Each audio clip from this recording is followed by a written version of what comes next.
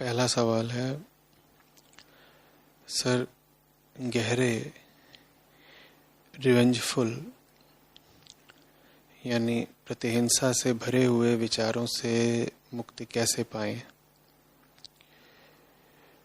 बहुत सारी ऐसी भावनाएं हैं जो हम प्रकट नहीं कर सकते, लेकिन वो बहुत पुरानी हैं, उनमें बड़ी जान है।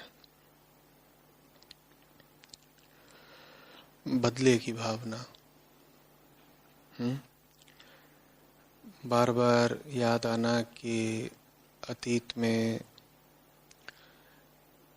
किसी ने हमारे साथ कुछ बुरा करा था और उससे प्रतिशोध लेना है।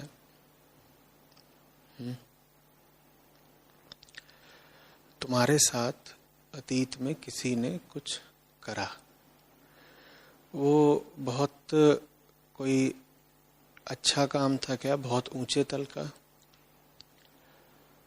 अगर वो कोई बहुत अच्छा, बहुत ऊंचे तल का काम होता तो उस काम के लिए तुम बदला लेने की तो सोचते नहीं। माने तुम्हारे साथ जो काम हुआ था वो निचले ही तल का था। किसी ने कोई घटिया ही हरकत करी थी तुम्हारे साथ।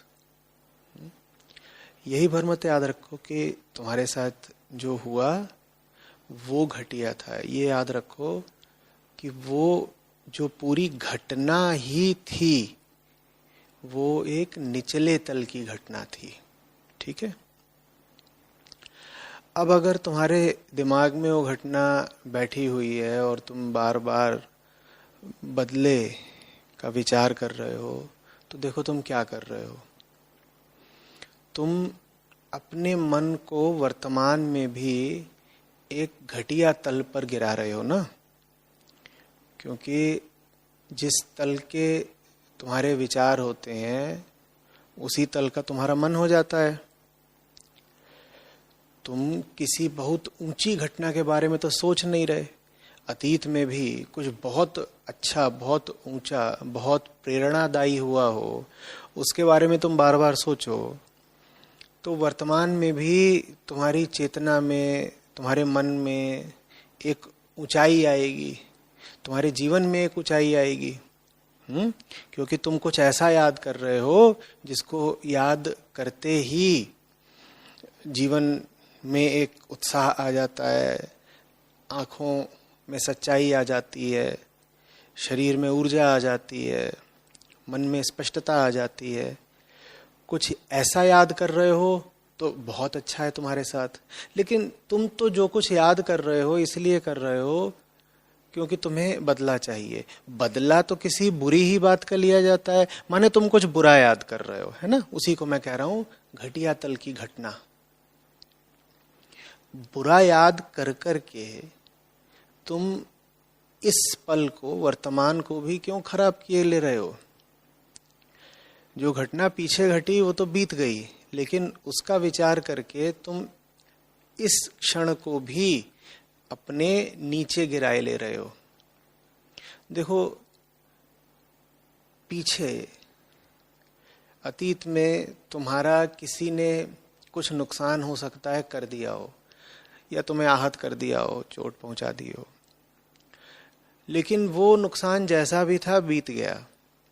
उससे कहीं ज्यादा बड़ा नुकसान तुम अपना करे ले रहे हो अभी भी उस पुरानी बात को याद करके। वास्तव में अगर कोई दुश्मन है तुम्हारा, तो तुम्हारी इस बदला लेने की नीयत पर खूब हंस रहा होगा, क्योंकि दुश्मन तुम्हारा नुकसान करना चाहता है ना। नुकसान वो अतीत में तो थोड़ा ही कर पाया, लेकिन आज ज्यादा किए दे रहा है। और अतीत के नुकसान की कोई भरपाई नहीं हो सकती, वहां कोई विकल्प ही नहीं है। अतीत बीत गया, बदला नहीं जा सकता। लेकिन अभी तुम्हारे पास विकल्प है कि तुम मन में ऊंचा ख्याल भी रख सकते हो और नीचा ख्याल भी, और तुम उस विकल्प का गलत इस्तेमाल कर रहे हो। शायद उस विकल्प का तुम वही इस्तेमाल कर रहे हो जो तुम्हारा कोई दुश्मन चाहेगा। तो तुम्हारा दुश्मन तो मुस्कुराएगा ही ना, वो कहेगा ये देखो ऐसी चोट मारी है मैंने बच्चों को कि 5 साल बीत गए, ये अभी भी अपने मन में वही चोट लिए घूम रहा है। दुश्मन को करारा से करारा जवाब तो ये होता कि तुम कहते वो चोट हम बहुत पीछे छोड़ाए, उस चोट को हमने बिल्कुल भुला दिया। तो दुश्मन कहता कि हमने तो चाहा था कि इसको घाव लग जाए और घाव जरा लंबा चले, क्योंकि घाव में दम ही क्या कि अगर लगे वो और लगते ही ठीक भी हो जाए, भर जाए घाव, फिर तो घाव में कोई समस्या ही नहीं ना। तुम्हें गहरे से गहरा घाव लगे और जिस पल लगे उसी पल वो ठीक हो जाए, भर जाए, तो क्या तुम शिकायत करोगे? चोट या घाव या बीमारी बुरे कब होते हैं? बुरे वो तब होते हैं जब वो जरा लंबा खींचते हैं। जरा कल्पना करके देखो ना, तुम्हें कोई बीमारी हुई और पल भर में ठीक भी हो गई। अब वो बड़ी से बड़ी बीमारी हो, गहरी से गहरी बीमारी हो, शिकायत की कोई बात ही नहीं, क्योंकि जब हुई बीमारी तभी वो ठीक भी हो गई। इसी तरीके से कोई तुम्हें चोट दे, उसको तुम्हारा समुचित उत्तर यही होना चाहिए कि तूने मुझे जो चोट दी वो जिस पल मुझे लगी उसी पल वो ठीक भी हो गई। मैं उसे आगे लेकर ही नहीं जाऊंगा।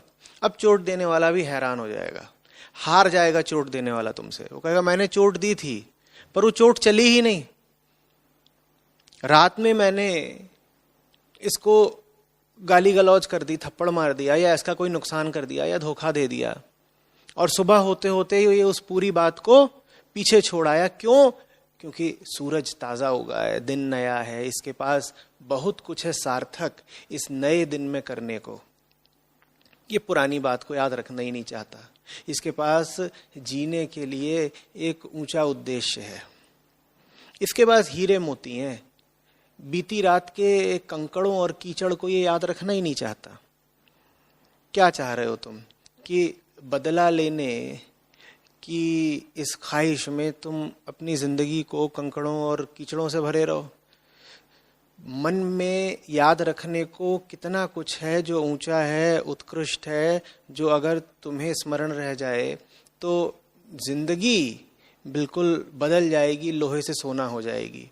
वो सब याद रखने की जगह तुम क्या याद रख रहे हो? फलाने ने मुझे तब चोट दी थी, 5 साल पहले ऐसा हुआ था, 2 दिन पहले ऐसा हुआ था, 20 साल पहले ऐसा हुआ था, 700 साल पहले ऐसा हुआ था मेरे पुरखों के साथ, मैं बदला लूंगा। तुम ये सब याद रख करके अपना हित कर रहे हो या अपहित, ये सोचो। और ये सब तुम याद रख करके, मैं पूछ रहा हूं, अपने दुश्मनों का ही साथ नहीं दे रहे हो क्या? तुम्हारे दुश्मन यही तो चाहते हैं। ये बात मैं दोहरा रहा हूं। ये एक अधोगामी अहंकार का लक्षण है कि वो सब कुछ ऐसा ही याद रखना चाहता है जो उसे नीचे ही गिराए रहे, ऊपर वो उठना नहीं चाहता। अधोगामी समझते हो? जो गिरने के लिए आतुर हो, जो नीचे जाने के लिए, पतन के लिए आतुर हो, जो चाहता ही यही है कि मैं बिल्कुल जमीन पर, धूल पर, कीचड़ पर लौटता रहूं। तो ये ऐसे अधोगामी अहंकार का लक्षण है कि वो घटिया चीजें ही याद रखता है। घटिया चीजें याद रखना अहंकार को बड़ा भाता है। क्यों? क्योंकि अहंकार ऊंचाई से तो वैसे भी घबराता है। ऊंचाई पर क्या होता है अहंकार का? ऊंचाई पर अहंकार मिटता है। तभी हम कहते हैं ना कि जो लोग जिंदगी में ऊंचे बढ़े वो अहम से मुक्ति पा गए। ऊंचाई से तो अहंकार वैसे भी घबराता है, तो वो तो चाहता ही है कि कोई निचली घटना मिल जाए, कोई निचली बात मिल जाए, कोई निचले तल का व्यक्ति मिल जाए, वो उससे ही लिपटा रहे। बड़ी सुविधा हो गई अब अहंकार को। आप उसके पास जाइए, आप कहिए आओ मेरे साथ जिंदगी में किसी सार्थक ऊंचे उद्देश्य की बात करें, वो कहेगा नहीं, अभी हम याद कर रहे हैं कि फलाना हमें कैसे धोखा देके भागा था, प्रतिशोध। आप जाइए उसके पास, आप कहिए आओ जरा उपनिषद पढ़ते हैं, वो उपनिषद पढ़ने बैठेगा, उसका मन ही नहीं लगेगा। आप कहेंगे तेरा दिमाग कहाँ है? वो कहेगा मैं योजना बना रहा हूं कि बदला कैसे लेना है। आप कहेंगे आओ बाहर आओ, कितना सुंदर मौसम है, पेड़ों को, पक्षियों को, पशुओं को देखो, कितना कुछ है। इस प्रकृति में आनंद लेने को और सीखने को भी। अनुभव करो ये सब। वो कहेगा चल रही होगी शीतल हवा, कुलाचे मार रहे होंगे नन्हे खरगोश, झूम रहे होंगे पेड़ पौधे, मुझे मतलब नहीं, मैं तो अपनी आंतरिक ज्वाला में ही जल रहा हूं। ये तुम अपने दोस्त हो रहे हो या आप अपने दुश्मन हो? तुम्हें बाहर के किसी दुश्मन की जरूरत क्या? अपने आप को बदले की आग से भर करके तुमने तो स्वयं को ही अपना सबसे बड़ा शत्रु बना लिया ना। बाहर का दुश्मन क्या नुकसान करता तुम्हारा? तुम्हारे अंदर जो तुम्हारा अहंकार बैठा है वो ज्यादा नुकसान कर गया तुम्हारा। अहंकार इतने में ही नहीं होता कि तुम अपने आप को बहुत बड़ा समझो और घमंड करो। अपने आप को शोषित पीड़ित समझना भी अहंकार का बहुत बड़ा लक्षण है। क्योंकि जब तुम अपने आप को शोषित पीड़ित बना लेते हो तो तुम अपने आप को बहुत निचला और गया गुजरा बना लेते हो। और मैं कह रहा हूं अहंकार यही चाहता है, उसे ऊंचाइयों से घबराहट होती है। वो किसी भी निचली चीज से, तल से, घटना से, वस्तु से, व्यक्ति से, विचार से बिल्कुल जुड़ जाता है। उसमें उसको सहूलियत है। ऊंचाई पे उसे घबराहट है और निचली घाटियों से, तलहटियों से, तहखानों से उसको बड़ी सहूलियत है। अब ये तुम देख लो कि तुमको जिंदगी में क्या चाहिए।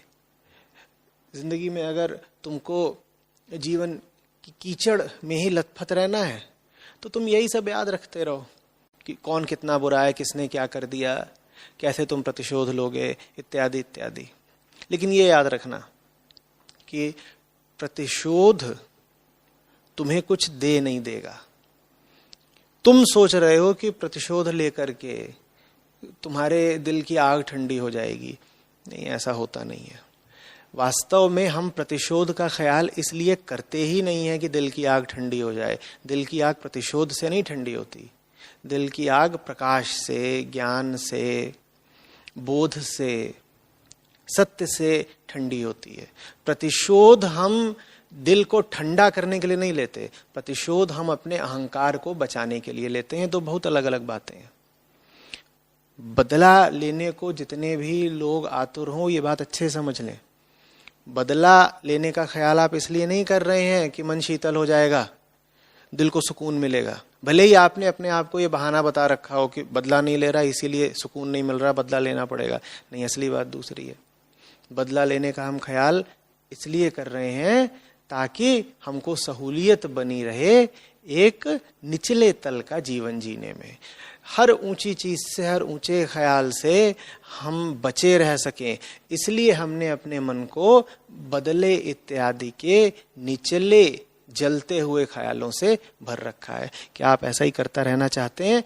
आप ये जानिए, आपकी मर्जी है, ये चुनाव आपको करना है।